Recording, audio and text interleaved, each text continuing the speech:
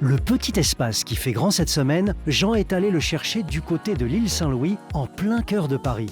Au programme, un appartement de 19 mètres carrés aux allures de chambre d'hôtel, de quoi nous faire passer un archi-beau séjour. Du bleu à perte de vue. Il y a une petite ambiance méditerranéenne dans ce vestibule, mais ce vestibule à degrés, puisqu'en fait on a transformé, j'ai l'impression, un bout d'escalier en entrée couloir. Et donc je continue mon exploration. Là, j'arrive dans un volume principal qui m'a l'air d'être la pièce à vivre, qui cumule pas mal de fonctions. Ce qui me plaît pas mal, c'est vraiment le jeu de matière. Vous voyez, c'est pas parce qu'on est dans un petit espace qu'il faut simplement se cantonner à une matière, pas du tout. Au contraire, on se sert des matières pour délimiter les espaces.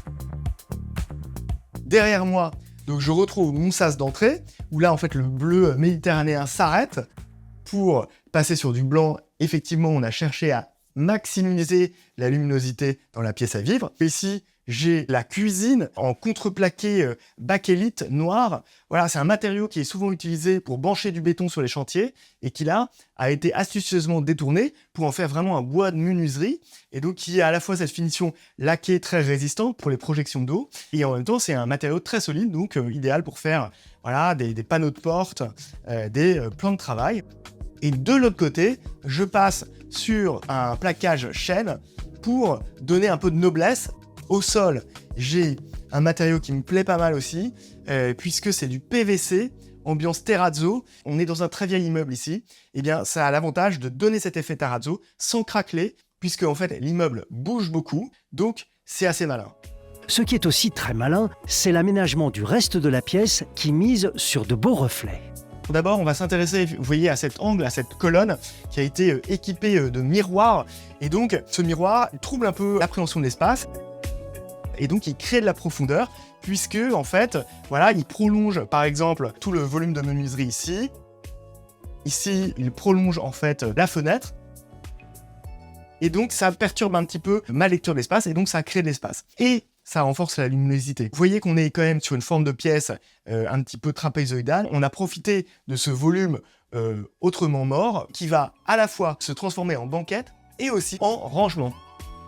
Une fois qu'on a rangé les affaires, eh bien on s'assied sur la banquette et là j'ai vraiment un coin repas assez convivial finalement.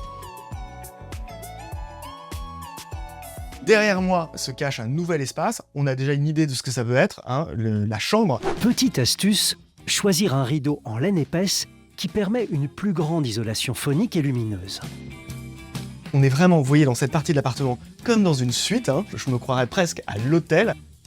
Et vous voyez qu'on retrouve au fond de la douche, par ce jeu de transparence, et avec le bleu plus applique opaline, eh bien on a l'impression de voir un lever de soleil sur la Méditerranée. Et ça, tous les matins, je pense qu'en termes d'énergie, ça fait du bien. J'essaye la cascade. Ah. Cascade. Dernier bonus qui n'est pas des moindres, pour un appartement de 19 mètres carrés, les toilettes séparées avec mini-buanderie. Derrière ce studio qui a tout d'une grande suite, se cachent les talents de l'architecte Thomas Housinger. Salut Thomas. Salut Jean. Moi je suis épaté par la façon dont tu as réussi à loger 6 espaces dans 18 mètres carrés. Quelles ont été un peu les lignes directrices pour ce projet, tant en termes d'ambiance que de fonctionnalité ? Alors, la ligne directrice, d'abord, ça a été de gagner de l'espace et puis d'avoir des choses très fonctionnelles. Le client, c'est quelqu'un qui travaille beaucoup et qui voyage pas mal, donc il a l'habitude d'être dans des chambres d'hôtel finalement. Et on s'est un peu basé là-dessus, en abolissant un peu les contraintes qu'on peut avoir dans un appartement. Donc, ne pas avoir peur d'avoir la salle de bain ouverte sur le reste, tout en créant un cloisonnement avec le rideau. Et finalement, avoir l'impression d'une petite chambre d'hôtel ou d'une petite cabine de bateau. C'est pas forcément l'espace qui fait se sentir bien, mais la manière dont on agence et on construit les choses. Oui, Thomas, bravo. Merci beaucoup. En résumé, on archivalide ici le choix des matériaux pour délimiter les différents espaces, l'emplacement des miroirs qui agrandissent visuellement la pièce, l'option sol en PVC pour un revêtement plus adapté aux très vieux immeubles. Encore une archi-belle mini-visite qui nous prouve qu'un studio peut se transformer en vrai hôtel particulier.